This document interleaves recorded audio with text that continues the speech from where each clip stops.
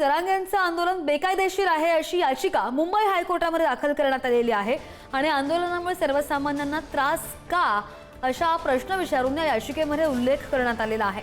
सर्व आंदोलकांनी मुंबईचे रस्ते अडवले असं सदावर्ते म्हणतात आणि पोलिसांच्या नियमावलीचं पालन होत नाहीये असं सुद्धा वीरेंद्र सराफ यांचं म्हणणं आहे। तर दुसरीकडे हमीपत्र जेव्हा दिलं तेव्हा हे हमीपत्र देताना अटींचं पालन करू असं सांगितलं होतं असं महाधिवक्त्यांचं म्हणणं आहे।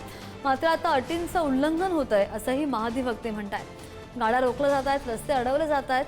5000 आंदोलकांना परवानगी होती पण हजारो लोक आले असं महाधिवक्त्यांचं म्हणणं आहे। उल्लंघन होतंय तर नोटीस दिली का? कोर्टाकडून विचारणा सुद्धा करण्यात आली आहे।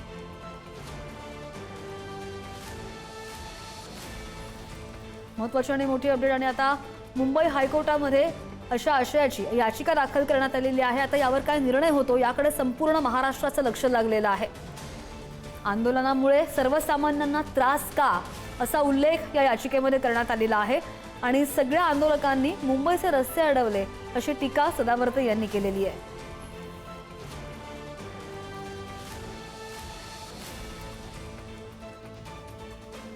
हमीपत्र जेव्हा दिलेलं होतं तेव्हा अटींचं पालन करू असं सांगितलेलं होतं, मात्र आता अटींचं उल्लंघन होतंय असं महाधिवक्त्यांचं म्हणणं आहे। गाड्या रोखल्या जात आहेत, रस्ते अडवले जात आहेत। 5000 आंदोलकांना परवानगी दिली होती पण हजारो लोक आले आणि उल्लंघन होतंय तर नोटीस दिली का असा सवाल सुद्धा कोर्टाने उपस्थित केलाय। आणि या संदर्भात अधिक जाणून घेत आमचे प्रतिनिधी पंकज दळवी आपल्या सोबत आहेत। पंकज, हायकोर्टामध्ये आता याचिका दाखल केली गेलेली आहे। सध्या कोर्टामध्ये काय घडतंय, काय युक्तिवाद होतोय? कोर्टामध्ये युक्तिवाद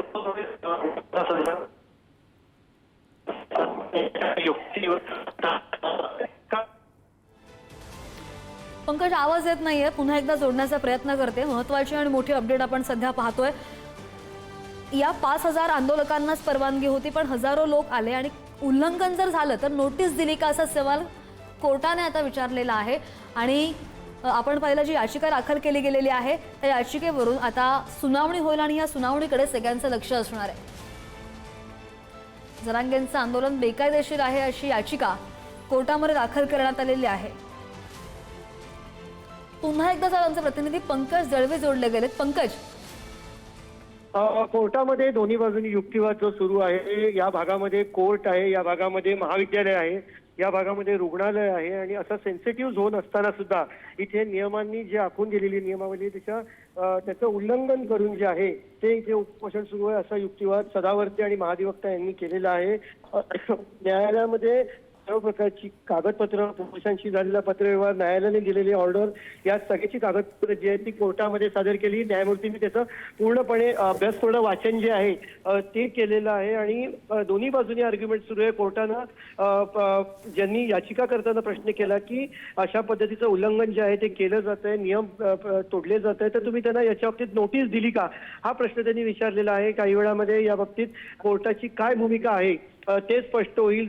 मनोज जरांगे पाटील यांच्या उपोषणाचा 4था दिवस आहे आणि या दिवशी कोर्टाकडनं काही हस्तक्षेप होतोय का, की राज्य शासनाला काही निर्देश दिले जात आहेत, काय टाइमलाईन दिली जाते या बाबतीत निर्णय घेण्यासाठी, हे महत्त्वाचं असणार आहे। कारण 4था दिवस आहे, मनोज जरांगेची तब्येतीत सुद्धा जी आहे ती तब्येत थोडी खालावलेली दिसते, त्यांना प्रकृतीच्या कुरबुरी आहेत। सकाळपासून दोनदा डॉक्टरांची टीमनी येऊन त्यांची तपासणी करून दिली, अजून एकदा ही टीम येईल त्यांची तपासणी केली, त्यामुळे कोर्टाच्या निर्णयाकडे लक्ष लागलंय। पुन्हा एकदा सांगतो, ॲडव्होकेट गुणरत्न सदावर्ते आणि महाधिवक्ता सराफ यांच्यातर्फे युक्तिवाद जो आहे तो केला जातोय। कागदपत्र सादर केली गेली, नियम डावलून जे नियमावली दिली होती ती तोडून केली गेली जे आहे तिथे उपोषण केलं जात आहे। सेन्सिटिव्ह भाग आहे, या भागामध्ये महाविद्यालय आहे, झेवियर्स, त्याच्यासोबतच कामा रुग्णालय आहे, स्टेशन किला कोट या भागामध्ये आहे। असं असताना या सेन्सिटिव्ह भागामध्ये मुंबई महानगरपालिकेसारखं ऑफिस आहे, मुंबई महानगरपालिकेचं मुख्यालय आहे, त्यामुळे अत्यंत सेन्सिटिव्ह भाग आहे आणि असं असताना न्यायालयाची आणि पोलिसांची नियमावली डावलून हे उपोषण सुरू आहे, त्यामुळे हे थांबवण्यात यावं अशी विनंती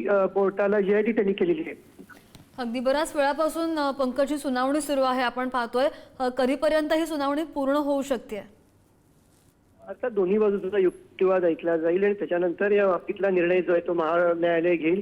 न्यायालय या बाबतीत निर्णय घेताना अत्यंत काळजीपूर्वक पद्धतीने हा निर्णय आणि याच्यावरती विचार जे करतोय, कारण न्यायमूर्तींनी सगळी कागदपत्र जी सादर केली ती कागदपत्र सादर केल्यानंतर त्याची वाचली, त्यातले काही महत्वाचे पॅराग्राफ्स आहेत जे त्यांना लक्षात आणून देणं गरजेचे ते याचिकाकर्त्यांनी जे आहेत ती पॅरेग्राफ्स वाचून दाखवले आणि त्याच्यानंतर मग आता त्याच्यावरती चर्चा जी आहे ती सुरू आहे, युक्तिवाद सुरू आहे.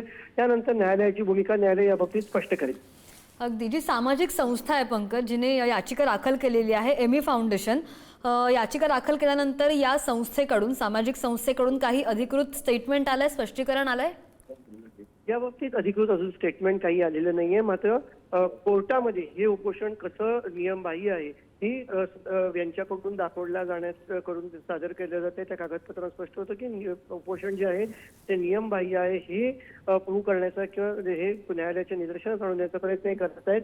तर ह्या आंदोलनाच्या ठिकाणी ही मुद्दा अत्यंत भावनिक असून अनेकांच्या अस्तित्वाचा प्रश्न असल्याचा मुद्दा जो आहे तो प्रतिवादींकडनं करण्यात येतोय. त्यामुळे नक्की या बाबतीत कोर्टाची भूमिका काय आहे हे त्यांचा निर्णय आल्यानंतर स्पष्ट. पुन्हा एक सांगतोय की कोर्ट या बाबतीत अतिशय संवेदनशीलतेने अभ्यासपूर्ण घाई न करता किंवा कुठल्याही प्रकारची त्याच्या बाबतीमध्ये उतावळेपणा न करता शांतपणे अभ्यासपूर्ण पद्धतीने कोर्ट जे आहे त्यावरती विचार करते. याचिकेची पूर्ण नीट वाचन केलं गेलं, पॅराग्राफ वाचून दाखवली गेली आहे. त्यासोबतच कागदपत्र सुद्धा जी सादर केली त्याचा नीट अभ्यास न्यायमूर्तींतर्फे केला गेलेला आहे. अगदी नाही, बरोबर आहे. थोड्याच वेळात हा निकाल सुद्धा लागेल. सुनावणी काय होतं याकडे लक्ष असेल, कारण की ही सुनावणी आजची अत्यंत महत्त्वाची आहे. पंकज, ताजी माहिती घेत राहू. धन्यवाद दिलेल्या सगळ्या सविस्तर माहितीसाठी.